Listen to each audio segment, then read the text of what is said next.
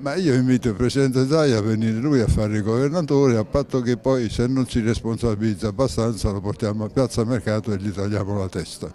A Padova per confrontarsi sull'autonomia del Veneto in discussione in Parlamento, alla quale è contrario, Massimo Villone, professore emerito di diritto costituzionale dell'Università Federico II di Napoli, rispondeva così alla nostra domanda che ricordava come secondo il presidente Zaia l'autonomia della regione aumenti la responsabilizzazione delle amministrazioni locali nell'utilizzo delle risorse.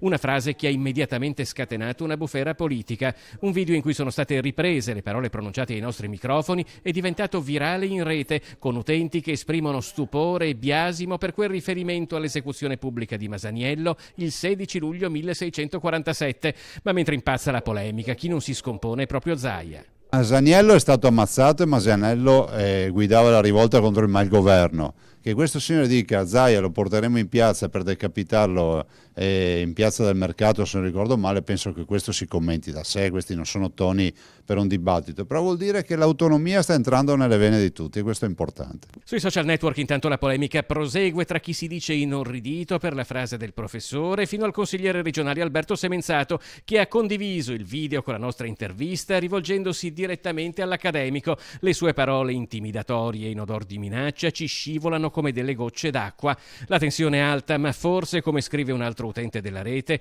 in fondo affermazioni così fanno il nostro gioco, quello di chi per l'autonomia del Veneto si sta battendo. Mi spiace non essere stato lì al faccia a faccia, altrimenti avrei potuto spiegare che quella malizia che ci mettono e quella voglia di dire che il progetto del Veneto affamerà il sud o sarà la secessione dei ricchi rappresenta una marea di boiate che questi signori dicono perché non hanno altri argomenti. La verità è che il sud si affrancherà se chiederà l'autonomia e si batterà assieme a noi per l'autonomia, perché finalmente andrà al vedo e vedrà in questa azienda virtuale gestita da alcuni se è vero che sono così bravi ad amministrare oppure no. Una regione che esporta ammalati a mio avviso non è una regione da premiare e non è colpa dei cittadini o degli ammalati, è colpa di chi li fa esportare.